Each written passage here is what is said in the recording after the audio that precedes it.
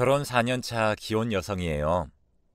저는 27살, 남편은 31살로 저희는 궁합도 안 본다는 4살 차이로 결혼을 했어요. 그래서인지 처음 남편을 소개로 만났을 때부터 지금까지 저희는 아주 잘 지내고 있답니다.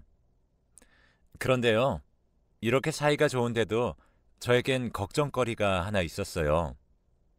바로 시댁 때문이었는데요.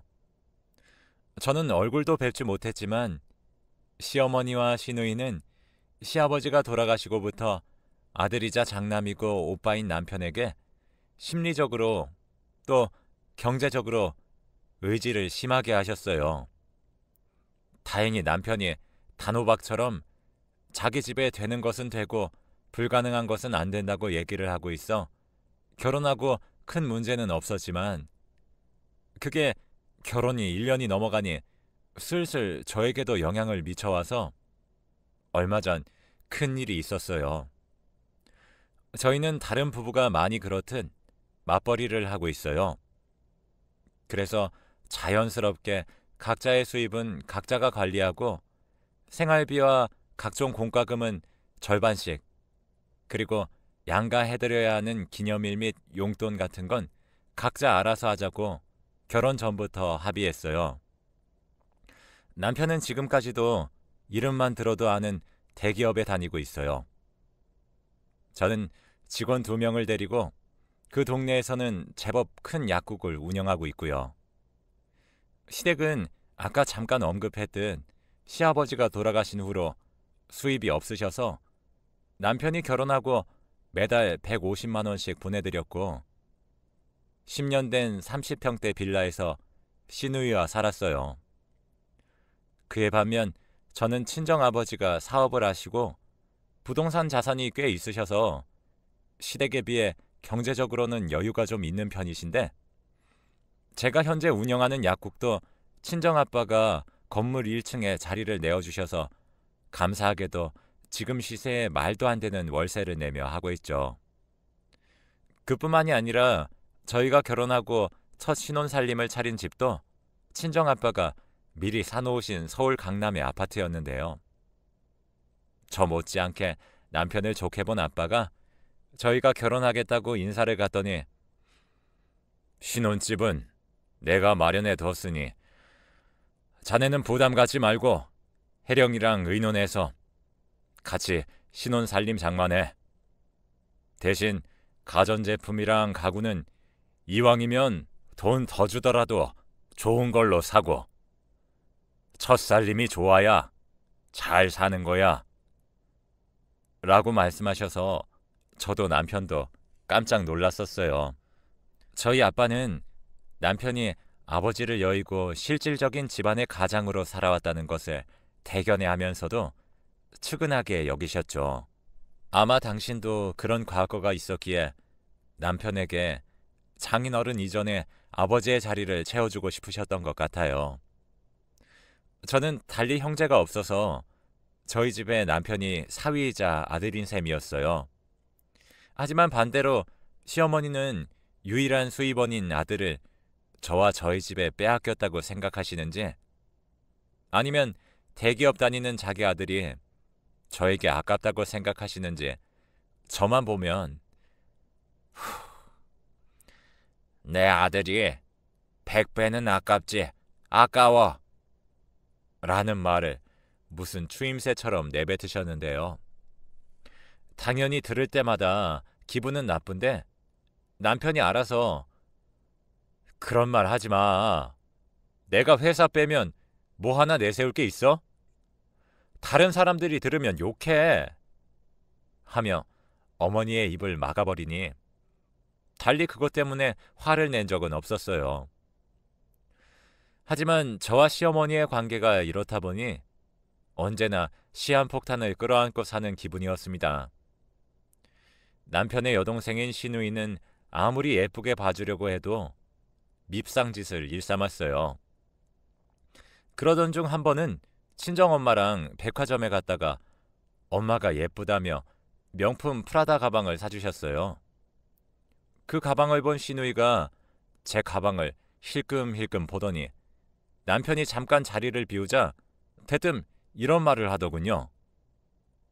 언니, 그 가방 솔직히 언니랑 안 어울려요.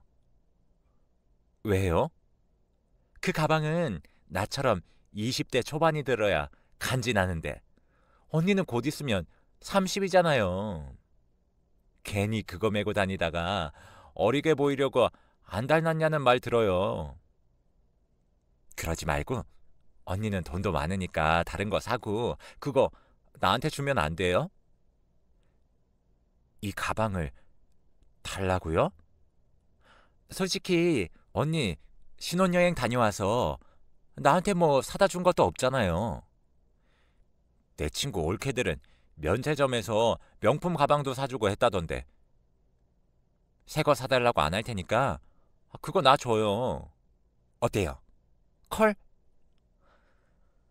저는 신우이의 논리가 하도 어이가 없어서 할 말을 잃었어요.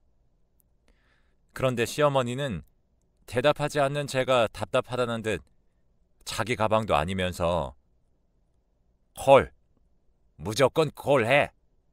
라고 말했고 저는 순간 정색하고 이렇게 말해버렸습니다.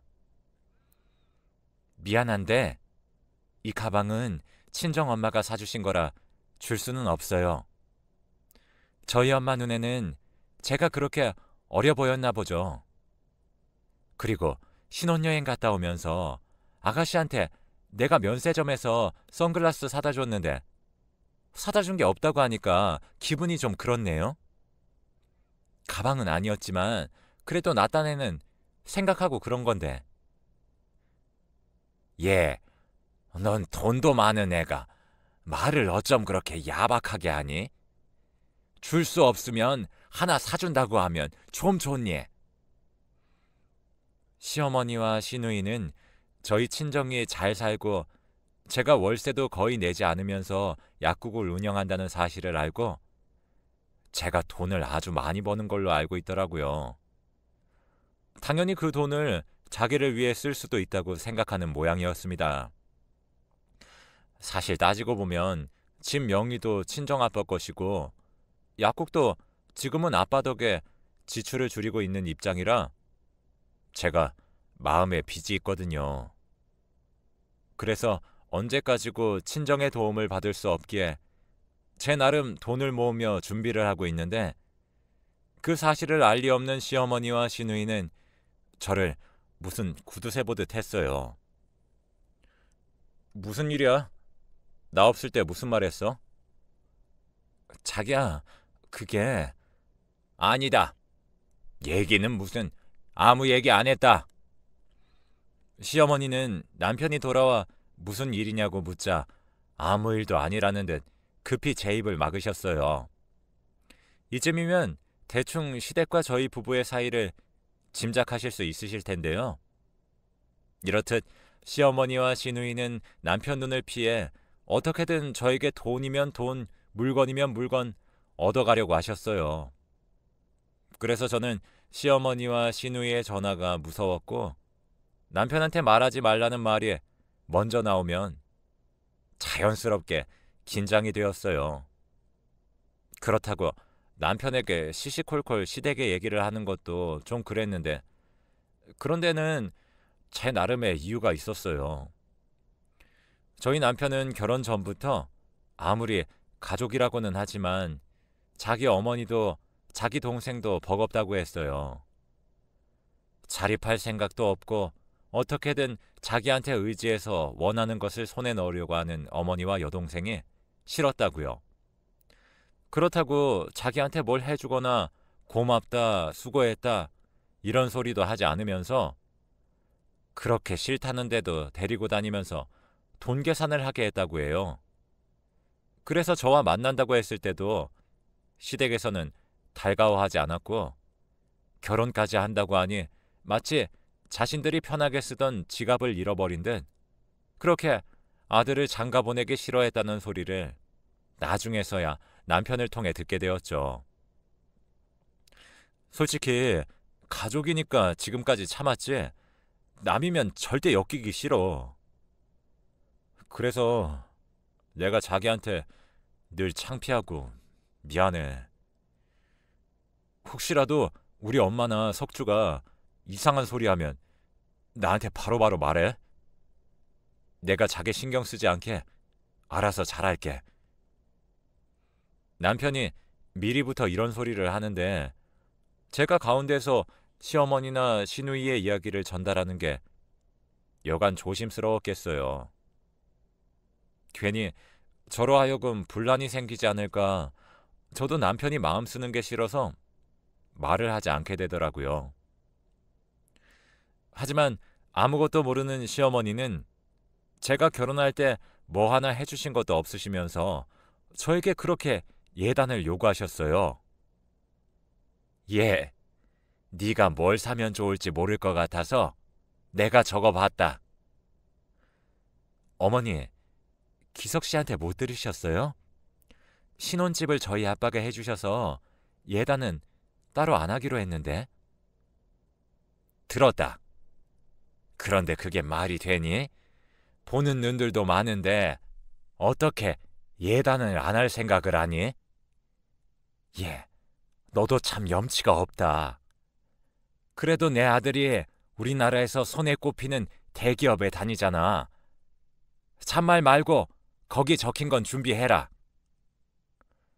저는 당황했지만 이왕 적어 오셨다고 하니 주신 리스트를 봤어요. 그런데요, 리스트를 보니 정말 기가 막히는 거 있죠? 당신 세간 살림살이와 시누이 명품 가방, 명품 옷까지 적혀 있는데 이게 왜 예단 리스트인지 모르겠더라고요. 그래서 저는 대충 대답을 얼버무리고는 그 리스트를 고스란히 남편에게 줬어요. 아무래도 그건 남편이 해결해야 할 부분 같았거든요. 그리고 남편이 그 리스트를 보자마자 어이가 없다면서 득달같이 시어머니에게 전화해서 말도 안 되는 이런 거 내밀지 말라고 큰 소리를 쳤고, 그 일을 시작으로 시어머니는 저를 남편 뒤에 숨어 자기를 골탕 먹이는 괘씸한 며느리라고 생각하셨어요. 그래서 웬만해서는 남편에게 시댁에 대한 이야기는 전달하지 않으려고 하는데 얼마 전 도저히 말을 하지 않고서는 감당하지 못할 일이 생기고 말았어요. 그날은 연락도 없이 무작정 시어머니가 시누이와 제가 있는 약국에 무슨 빚 받으러 온 빚쟁이들처럼 들이닥친 날이었고, 여지없이 남편한테는 말하지 말고 따로 이야기를 하자고 하시는데 느낌이 다른 날과 다르게 더 쎄하더라고요. 예, 석주가 요즘 연애를 하는데 어쩌면 결혼 얘기도 나올지 모른다고 하더라. 니네가 석주 혼수랑 예단해줄 거 아니면 이번 참에 합가를 하면 어떨까 하는데.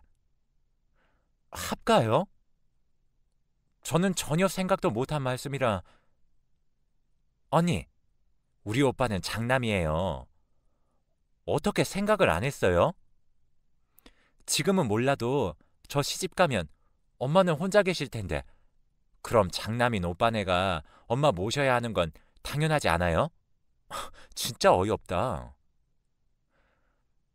아무래도 이건 저 혼자 결정할 일이 아닌 것 같아요. 게다가 그 집 저희 아빠가 해주신 건데 친정에도 얘기를 해야 할 것 같고요. 예, 듣자 하니 너 그 집 니네 아빠가 해줬다고 아주 유세를 떠는구나. 잘난 내 아들 데려갔으면 그 정도는 해야지. 뭐? 친정에 얘기를 해? 그래서 그 잘난 니네 아빠가 안 된다고 하면 나보고 길에 나앉으라는 거야 뭐야? 그리고 넌 뭘 혼자 결정할 일이 아니니? 걔가 내 아들이지 니네 집 아들이니? 걔 속마음은 내가 더 잘 알아. 기석이 걔 지금 우리한테 엄청 미안해. 네가 합가하기로 했다고 말하면 오히려 좋아할 거다. 저는 시어머니의 궤변에 황당해서 말이 나오지 않았어요. 그래서 웬만해서는 남편한테 주택에 대해서는 나쁜 소리 하지 않으려고 했지만 이번 일은 그럴 수가 없었어요. 남편에게 낮에 있었던 이야기를 모두 했고 혹시라도 남편도 합가를 원하면 고려해 보겠다고 했는데 남편은 저보다 펄쩍 뛰며 단단히 화가 나서 저에게 시댁으로 가서 단판을 짓자고 했어요. 그렇게 시댁에 간 저희 부부는 마치 미리 예상이라도 한 듯 놀라지도 않는 시어머니와 시누이를 보며 이야기를 시작했어요. 석준호, 결혼하는 거 맞아? 네 나이가 몇인데 벌써 결혼 얘기를 해? 너 졸업하고 직장 다닌 지 1년도 안 됐잖아. 그래서? 오빠는 지금 내가 거짓말을 한다는 거야? 나 연애하는 거 맞고 그 사람이 먼저 결혼하자고 했어. 그럼 그 남자도 지금 당장 오라고 해. 그래야 확실하게 앞으로 어떻게 할지 이야기를 하지. 오빠는 동생 망신시키려고 작정을 했니? 쪽팔리게 어딜 오라고 해. 그리고 지금 올케 언니 말만 듣고 이러는 거잖아. 근데 무슨 얘기를 해 지금. 그래, 다음에 해. 아무리 급해도 그렇지. 내가 말한 지 얼마나 됐다고 지 남편 앞장 세워서 시댁에 들이닥치니. 얘, 너도 참 생각이 없다. 돈만 많으면 뭐해. 사람이 별론데. 엄마, 이 사람한테 막말하지 마. 그리고 처음부터 그런 일을 나 없이 말한다는 게 말이 돼? 그것도 장인어른이 사주신 우리 집에. 누가 사준 거든 내 아들이 살고 있는데 내 아들 집이잖아. 엄마가 아들 집에도 못 들어가니? 막말로 내가 석주 얘 결혼시킬 돈이 있어? 집이라도 팔아야 혼수든 뭐든 해줄 거 아니야. 그렇게 합가가 싫으면 너희가 혼수랑 예단 다 해줘. 어디 가서 꿀리지 않게 책임지고 해주라고. 엄마, 그 남자가 결혼하겠다고 인사는 왔어? 그 남자 얼굴은 봤냐고. 봤어. 사진으로. 허우대 멀쩡하더라. 얘 말로는 돈도 있는 집이래. 시집만큼은 걱정 없겠더라고. 저는 옆에서 대화를 듣는데 이런 말 미안하지만 한심하게 보였어요. 얘기를 더 들어보니 시누이가 남자를 만나는 건 맞지만 그 남자가 그냥 한 말인데 시누이는 진짜로 믿는 것처럼 보이더라고요. 시누이는 이제 취업한 지 얼마 되지 않아서 월급이 적은데 돈도 쥐꼬리만큼 주면서 시키는 게 많다고, 또 집이랑 직장이 거리가 멀어서 힘들어 죽겠다고 항상 불만이 많았고 이참에 시집을 가게 되면 일도 하지 않고 편하게 살 수 있을 거란 기대를 하는 것 같았어요. 제가 이 정도인데 남편은 오죽하겠어요? 남편은 더 이상 대화가 의미 없다고 생각했는지 자기가 먼저 쐐기를 박는 듯 이렇게 말했어요. 나 지금까지 엄마랑 석조 때문에 힘들게 살았어. 이 사람 있는 데서 말하는 거 창피하긴 한데 그래도 지금은 말해야 할 것 같아. 엄마, 나 결혼한다고 하니까 앞으로 생활비는 어떡하냐고. 나한테 다달이 생활비 주지 않을 거면 결혼 생각도 하지 말라고 했지? 그래서 내가 지금 150씩 드리고 있는 거잖아. 솔직히 내가 그 돈이 안 아깝겠어? 그래도 그 돈 들이면 엄마가 이 사람 건드리지 않을 거라고 생각했는데 아니잖아. 나 솔직히 작정하면 당장 다음 달부터 안 드릴 수도 있어. 근데 왜 내가 여지껏 참았는지 알아? 돌아가신 아버지 때문이야. 엄마는 늘 나한테 뭐라도 뜯어가려고 하지만 아버지는 항상 엄마 몰래 뭐든 챙겨주시려고 했어. 나중에 나도 가장이 되면 갖고 싶은 것도 참고 때론 희생도 하게 될 수도 있다고. 당신이 계시는 동안은 장남이라고 부담 갖지 말라고. 근데 그런 아버지가 돌아가시면서 나한테 뭐라고 하셨는지 알아? 엄마랑 석주 부탁한다고, 미안하다고 그러시면서 눈 감으셨어. 내가 그때 아버지 말만 아니었어도 나 진작에 도망갔다고. 야, 150이 돈이냐? 그래, 너 말 잘했다. 네 아버지가 그렇게 너한테 부탁을 했으면 150이 아니라 1,500도 아깝다고 생각하지 말고 해줘야 하는 거 아니야? 지하에 있는 네 아버지가 원통하시겠다. 석주 얘는 네가 준 돈으로는 택도 없어서 학자금 대출까지 받았어. 꼴랑 150 줘놓고 넌 너무 오버하는 거 아니냐? 너가 정합가하기 싫으면 석주 빌렸던 돈 갚아주고 앞으로 생활비 300 정도는 줘야 될 것 같다.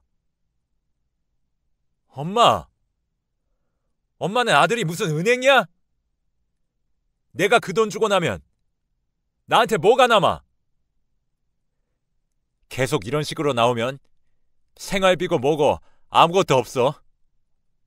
합가? 지금도 이런데 무슨 꼴을 더 보자고 그런 소리를 해? 나 솔직히 이대로 연 끊으면 더 좋거든? 나도 할 만큼 했어. 석주 졸업하고 돈 버니까 나 이만하면 아버지랑 한 약속 잘 지킨 것 같아. 이제부터는 딱 끊고 살 테니까 그런 줄 알아. 남편은 제가 본 중에 가장 많이 화가 난 얼굴로 제 손을 잡고 시댁을 나왔어요. 어찌나 화가 났는지 이대로 운전대를 잡으면 위험할 것 같아서 제가 운전을 하고 집에 왔는데 신호에 걸려 남편을 힐끔 보니 남편이 손으로 얼굴을 가리고 울고 있더라고요. 사실 뵙지는 못했지만 남편에게는 돌아가신 시아버지가 정신적인 지주였어요. 성품도 고드시고 당신도 힘들지만 당신보다 더 힘든 사람 일에는 발벗고 나서시는 분이었다나 봐요. 그런 아버지가 돌아가시면서 남겨진 가족들을 남편에게 부탁했으니 아마도 남편은 시어머니와 시누이에게 그 약속을 지키고 싶었던 것 같아요. 저는 집에 와서 남편에게 정말로 가족들과 연 끊고 살 거냐고 물었고, 그러자 남편은 그럴 수만 있다면 얼마든지 그러고 싶은데 자기 식구들은 절대 자기를 놓아주지 않을 거라서 생각이 많다고 하더라고요. 그래서 그날은 남편에게 말도 걸지 않고 본의 아니게 남편 눈치를 보며 지냈어요. 그리고 다음날 설마 또 약국으로 쳐들어오지 않겠지 하며 불안한 마음으로 출근을 했는데 저녁 시간이 되자 시누이가 혼자 약국으로 저를 찾아왔어요. 언니, 저희 엄마 어제 밤새 끙끙 앓으셨어요. 그래서 저 결혼 안 하려고요. 오빠 말대로 제가 결혼한다고 해서 이런 일이 벌어졌으니 제가 안 하는 게 맞는 것 같아요. 아가씨, 어제 오빠도 많이 힘들어했어요. 지금은 아가씨가 직장 생활이 적응도 덜 됐고 안 하던 걸 하니까 힘들 수도 있는데 조금만 참으면 금방 괜찮아질 거예요. 그리고 사람은 1년은 좋게 만나봐야 돼요. 너무 모를 때 결혼하고 살면 후회할 수도 있고요. 지금이 얼마나 좋을 땐데. 에이, 그게 말은 쉽죠. 제가 오빠처럼 대기업에 다니는 것도 아니고 언니처럼 전문직도 아니고 제 월급에서 돈을 모은다는 것 자체가 무리예요. 그게 제 현실이고요. 그래서 하는 소린데 저 언니 약국에서 일하면 안 돼요? 우리는 가족이니까 언니가 월급 좀 신경 써주면 저도 엄마한테 생활비 좀 드리고 그럼 좋을 것 같은데. 저는 신우이의 말을 듣고 속으로 참 가지가지 한다고 생각했어요. 무슨 일이든 진득하게 하는 법이 없는 신우이를 아무리 가족이라도 채용할 마음이 없었거든요. 게다가 신우이는 말하는 투도 생각도 저랑 맞지 않는데 이걸 매일 봐야 한다고 생각하면 벌써부터 머리가 지끈지끈해 오는 것 같았어요. 그래서 저는 신우이의 제안을 거절했고 대신 남편 모르게 학자금 대출 받은 건 제가 상환해 줄 테니 그 돈을 시어머니에게 생활비로 좀 드리면 어떠냐고 말했는데요. 신우이는 제 말을 듣고 길길이 뛰며 불같이 화를 내는 거예요. 나는 기껏 생각해서 결혼도 포기하고 언니한테 부탁했는데 언니 정말 실망이에요. 근데 제가 결혼을 하건 말건 엄마는 벌써 부동산에 집 내놨어요. 그러니까 언니는 저희 이사 올 준비나 하세요. 오늘 얘기 잘 되면 집에 가서 엄마 설득하려고 했는데 안 되겠네요. 아, 빨리 오빠한테 전화해요. 그래야 오빠가 또 울며 겨자 먹듯 생활비 300 준다고 하지. 저게 동생인지 원수인지 오빠 힘들 거 뻔히 알면서 저런다는 게 저는 정말 이해도 안 가고 화가 났어요. 그래서 고민을 하다 친정에 갔고 친정엄마는 제 얼굴을 보자 무슨 일이냐며 물으셔서 저는 하도 답답해서 친정엄마에게 시댁의 일과 조금 전 시누이의 얘기까지 모두 말했어요. 그러자 친정엄마는 말없이 한숨을 쉬고는 이렇게 말씀하셨어요. 내가 이런 말 하는 게 안서방한테 미안하긴 한데 내가 언제고 그 여자 그럴 줄 알았다. 니네 아빠도 그러더라. 안사돈이 안서방을 자식으로 보는 게 아니라 돈줄로 보는 것 같다고. 솔직히 엄마는 그래서 너 결혼까지는 하지 않았으면 했는데 안서방이 너무 사람이 좋아서 안서방만 보고 결혼시켰다. 너 속상하겠지만 안서방한테는 별말 하지 마. 엄마랑 아빠가 상의하고 무슨 수를 내던가 해야지. 너희는 자식이니 함부로 해도 우린 사돈이니 함부로 하지 못할 테니까. 엄마, 미안해. 잘 사는 모습 보여줘야 하는데 너희가 잘못한 것도 아닌데 뭘 미안해. 힘든 일이 있으면 엄마 아빠한테 의지해. 괜히 말도 안 하고 너희끼리 소갈이 하는 게 더 불효야. 너도 그렇고 안서방도 우리한테는 자식인데 당연히 엄마 아빠가 나서야지. 저는 엄마의 말에 힘을 얻고 집으로 돌아왔어요. 그리고 모처럼 우리 서방 맛있는 음식이라도 해줘서 기운나게 해주고 싶었는데 그날 남편이 더는 저에게 피해주고 싶지 않다며 이혼 서류를 가지고 왔더라고요. 이런 선택을 하고 싶진 않았는데 석주한테 엄마가 집 내놨다는 말을 들었어. 아마 그 성미에 그냥 밀고 들어올 작정인 것 같은데 나 더 이상 자기랑 자기 부모님한테 패 끼치고 싶지 않다. 우리 이혼하자. 아무래도 이게 최선인 것 같아. 나 같은 사람은 처음부터 결혼 같은 거 하면 안 되는 거였어. 자기야, 이게 말이 된다고 생각해? 우리 둘이 좋아서 결혼했는데 왜 이혼을 우리 문제가 아닌 다른 이유로 해야 해? 이건 아니지. 우린 가족이잖아. 패 끼치는 게 어디 있어? 우리 엄마가 그러더라. 자기도 자식이라고. 오히려 이러는 게 나는 더 서운해. 그날 남편도 저도 얼마나 울었는지 몰라요. 그리고 남편한테서 오늘 낮에 저희 아빠가 갑자기 점심이나 같이 먹자고 하더니 괜찮다고 사양을 해도 신용카드를 한 장 주시더라고 해요. 남자가 주머니에 돈 없으면 어떻게 가정을 지키려고 그래? 듣자 하니 집에 생활비도 보낸다며. 이거 들고 필요할 때 써.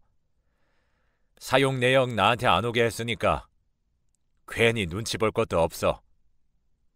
갖고 싶은 거 있으면 장인 어른이 사주셨다 생각하고 써.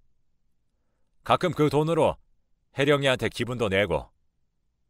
여자들은 그런 추억으로 사는 거거든. 괜찮습니다. 마음만 받을게요. 지금도 너무 많이 받고 있어서 죄송해요. 내가 주고 싶어서 주는 건데 뭘 죄송해. 난 아들이 없어서 자네가 있어서 너무 좋아. 이제 목욕탕 가도 자네랑 같이 남탕에 가면 되잖아. 여자들은 씻는데도 오래 걸리고 그간 혼자 기다리면서 심심해 죽겠다고 생각했는데 이젠 자네가 있어서 얼마나 좋은지. 그렇게 저희 아빠를 만나고 그 카드를 도저히 쓸 수가 없어서 고이 지갑 안쪽에 넣어만 놨다고 해요. 그 와중에 저를 만나고 헤어진 시누이가 전화가 와서는 남편에게 시어머니가 집을 내놨고 저에게 합가 준비를 하라고 했다고 말을 했다는 거예요. 석주한테 그 말을 듣고 얼마나 기가 찼는 줄 알아? 피 하나 섞이지 않은 아버님은 날 아들 생긴 것 같다고 뭐든 해주시려고 하는데 정작 내 진짜 가족은 내 등에 빨대를 꽂는데 난 전생에 나라를 팔아먹었나 봐. 그 반대인 것 같은데. 전생에 무슨 덕을 쌓았길래 나랑 우리 엄마 아빠를 만났어. 기다려봐. 자기한테는 미안한데 아까 나도 하도 답답해서 엄마한테 얘기했거든. 엄마가 아빠랑 상의해서 답을 주겠대. 자기 자존심 상할 것 같아서 말 안 하려고 했는데 이번 한 번은 염치가 없어도 우리 집 도움 좀 받자. 그리고 다시는 이런 거 가지고 오지 마. 이혼을 하겠다 싶으면 서류는 내가 들고 올 거니까. 저는 농담처럼 그리고 진심을 다해 남편을 위로했어요. 그리고 며칠 후 시어머니는 당신 집이 팔렸다며 이사 날짜를 저에게 통보하셨고 저는 친정엄마가 시킨 대로 알겠다고 했어요. 무슨 꿍꿍이야? 어쩐 일로 순순히 알겠대? 아무튼 나랑 석주 들어갈 방 2개 비워놔라. 설마 한 방 쓰게 할 생각이면 어림없다. 그리고 내가 쓰던 것들은 다 낡아서 버리고 할 거니까 네가 알아서 가구도 좀 사고 방도 좀 꾸며라. 너 시집 올 때 집 해왔다고 아무것도 안 했잖아. 이번 기회에 그거 한다고 생각해. 가만히 듣고 있으니 시어머니는 자기 혼자 신나서 선을 넘나드셨는데 사실 저희는 이미 그 집을 팔고 친정집으로 이사를 왔어요. 혜령아, 너랑 안서방만 괜찮으면 당분간은 우리 집 2층에서 지낼래? 한 1년 정도 지내면서 다른 집 알아보면 어떨까 하고 네 아빠랑 얘기했다. 우리랑 같이 지내면 너희 시어머니 합가하자는 소리도 못할 거고 안서방만 괜찮다고 하면 이참에 그 여자 버릇 좀 고쳐보자. 엄마도 사람이 못됐는지 내 자식들 힘들게 하는 사람 나도 괴롭히고 싶다. 물론 안서방이 내켜하지 않으면 어쩔 수 없지만 엄마 아빠 마음은 그래. 저희 남편은 당연히 저희 친정 부모님이 하자는 대로 하겠다고 했어요. 그리고 오히려 친정 부모님과 함께 산다고 생각하니 자기는 가족의 울타리를 들어가는 것 같아서 좋다고 하더라고요. 그 길로 이사를 진행했고 저희가 살던 아파트는 내놓자마자 바로 계약이 되었어요. 드디어 시댁이 이삿날이 밝았습니다. 버리는 것이 많고 챙겨야 할 것이 별로 없었던 시어머니와 시누이는 용달차 한 대로 아침 대바람부터 저희가 살던 아파트로 오셨고 이미 그곳에 이사와 사는 사람들에게 그런 사람 여기 안 산다며 문전박대를 당했다나 봐요. 야, 너 우리 엿먹이려고 일부러 그랬지? 너네 어디로 이사 갔어? 당장 주소 불러! 이게 아주 사람을 우습게 알아? 어머니, 저희 친정에 들어와서 살아요. 친정 부모님이랑 합가했어요. 미리 말씀드리지 못해서 죄송해요. 워낙 급하게 진행된 일이라서요. 그 집이 저희 아빠 집이잖아요. 아빠가 그 집 파신다는데 저희라고 별 수 있나요? 그래서 저희도 갈 곳이 없어서 친정에 얹혀 살아요. 어머니도 갈 곳 없으시면 여기로 오셔서 저희랑 같이 얹혀 사실래요? 뭐라고? 너 일부러 그랬지? 됐고, 우리 어디든 들어가야 하니까 있는 돈 다 보내. 당장 들어갈 집은 있어야 할 거 아니야. 엄마, 우리 돈 없어. 그리고 앞으로 장인어른한테 월세도 내야 해서 엄마한테 드리던 돈도 100으로 줄여야 할 것 같아. 석주 돈 버니까 괜찮지? 그리고 1년 뒤엔 그 돈도 안 보낼 거야. 우리도 집 구해서 나가야지. 그렇게 돈 많다고 자랑하더니 처가에서 월세를 내래? 그리고 니들 살 집도 안 해준다고? 엄마가 자꾸 눈독 들여서 안 해주신대.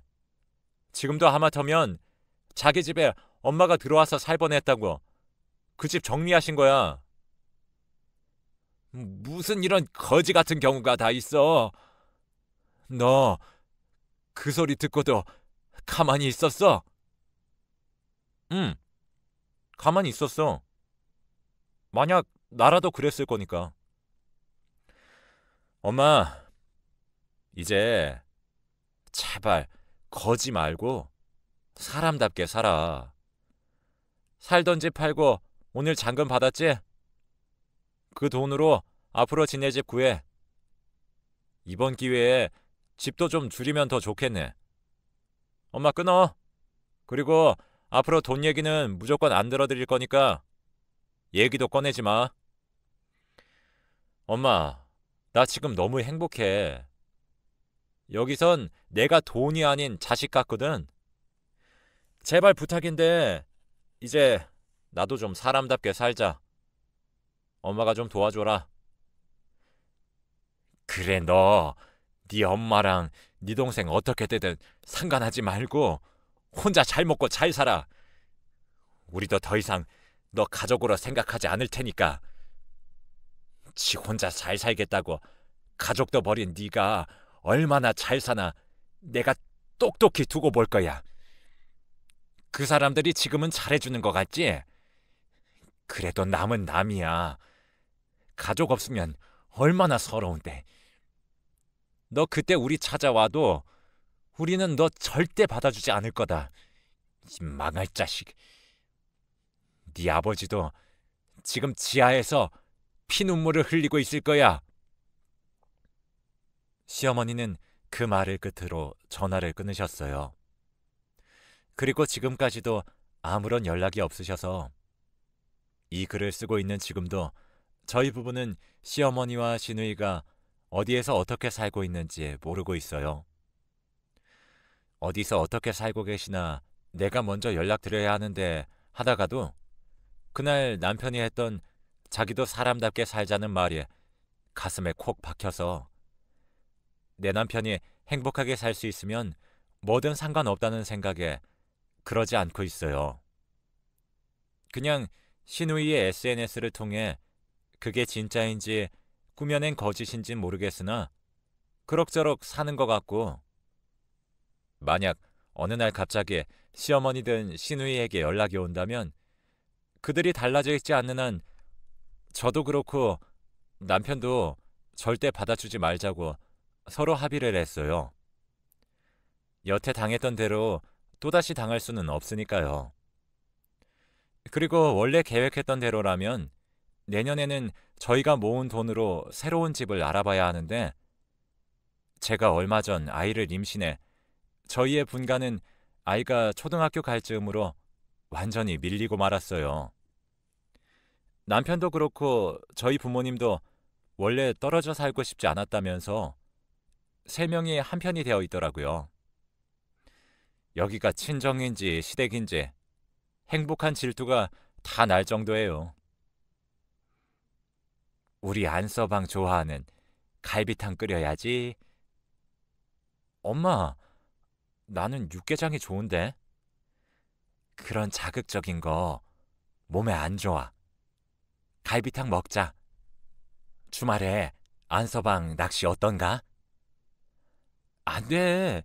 주말에는 나랑 쇼핑하기로 했어. 안서방, 쇼핑보다는 낚시가 더 유익하지 않나? 솔직히 남자가 쇼핑 따라가봤자 무슨 재미인가? 우리 낚시 나가서 내가 맛있는 매운탕 끓여줄게. 응? 이런 식이라니까요. 이걸 보고 있으면 흐뭇하면서도 살짝 서운한 게 뭐라고 표현하기 참 어려워요. 그리고요, 바로 어제 저는 시아버님에게 뱃속에 있는 아가 소식도 알려드릴 겸 남편하고 납골당을 찾아갔어요. 참 생각이 많아 보이는 남편 옆에서 저는 차마 목소리를 내지 못했지만 속으로 이런 말씀을 드렸어요. 아버님, 남편을 이 세상에 태어나게 해주셔서 감사합니다. 제가 이 사람 아프지 않고 행복하게 해줄게요. 그리고 앞으로 태어날 저희 아가도 착하고 멋진 남편을 닮을 수 있도록 해주시고, 무엇보다 앞으로는 시어머님이랑 아가씨와 잘 지낼 수 있도록 아버님이 두 사람 정신 좀 차리게 도와주세요. 그래야 남편도 가족들 보고 살 수 있죠. 그럼 저는 평생 아버님 며느리로 충성하고 살겠습니다. 이 기도가 부디 꼭 하늘에 계신 시아버지에게 닿을 수 있었으면 좋겠습니다. 그래서 우리 남편이 지금보다 더 많이 행복할 수 있었으면 저는 더 이상 바랄 것이 없을 것 같아요. 지금까지 저의 사연 들어주셔서 감사합니다. 지금의 이 마음을 잊지 않도록 평생 노력하면서 살게요. 여러분들에게도 좋은 일만 가득하길 기도하겠습니다.